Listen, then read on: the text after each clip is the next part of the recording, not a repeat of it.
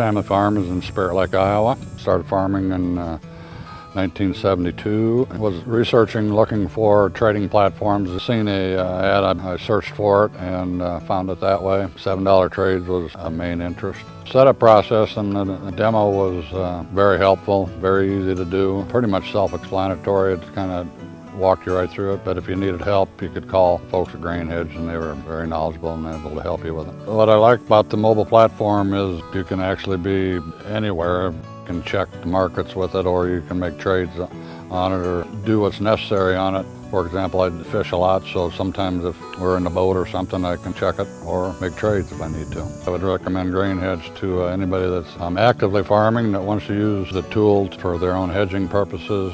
Highly recommend.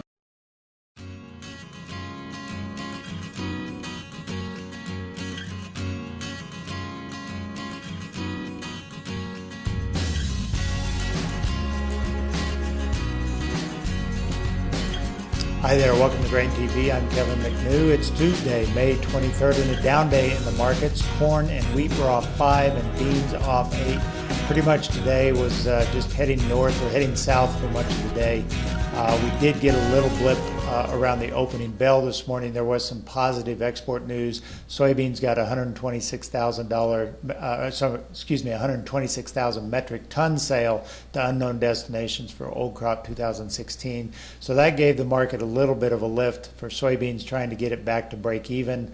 But quickly after sort of the opening bell and that flurry of buying, we just sort of sank lower. Really, the driver continues to be, the weather continues to be fairly good, although there are some areas of concern. We know there's some flooding issues, there's some soggy issues, there are some cold weather issues, but overall it's not something that really seems to want to press this market higher at this time of year.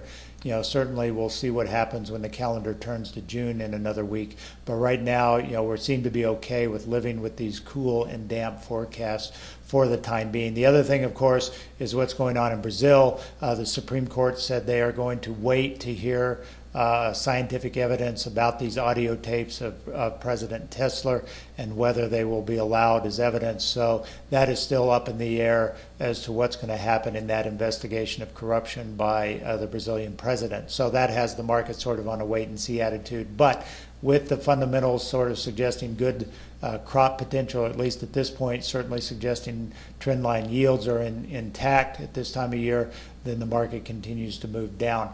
Let's take a look at Planalytics green maps here and show how we're standing in terms of greenness vegetation versus the same time period last year. And what you can see is, it's fairly significant number of yellow spots, areas where it's less green than last year. South Dakota being one, the Central Plains being another area, and then into that area of Missouri and Illinois that has been plagued by pretty heavy rainfall. So those are areas that right now are a little bit less green than they have been. We saw Illinois' crop condition score for corn improve a little bit last week, going to 51% good to excellent from last week's reading of 42% good to excellent.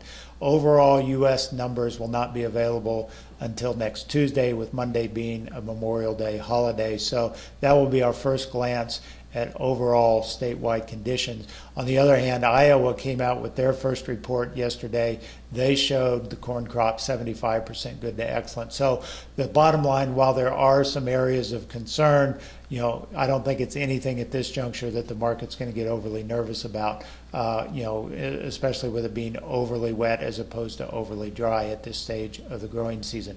Let's switch gears and talk about soybeans. Soybeans broke down today, getting back below 950 after a 2-day sort of turnaround. Keep in mind, last week we had the big sell-off when the Brazilian real market crashed, and that certainly sent the soybean market on a 30-cent slide. Since that time, we've been trying to sort of rebuild some of those losses and did a pretty good job of it, but today really was sort of a push down to that lower 950 mark. Look for 940 as sort of the underlying support here. We talked about that last week when we touched it, or touched 943 on the Brazilian real news, and certainly 940 is sort of an even number that I think a lot of people will be focusing on, not only in the last few months, but going all the way back to last year on this daily July chart.